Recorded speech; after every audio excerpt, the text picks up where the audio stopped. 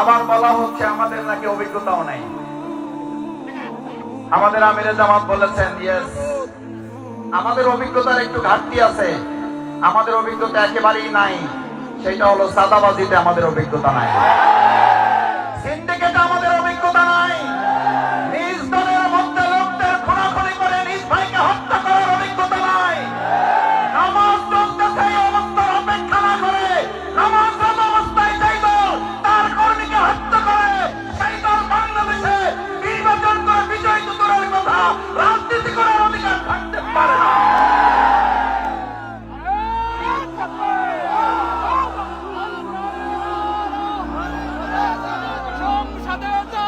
নামাজ চলমান, নামাজ চলমান অবস্থায় তার দলের লোকেরা তার দলের লোকদেরকে হত্যা করে।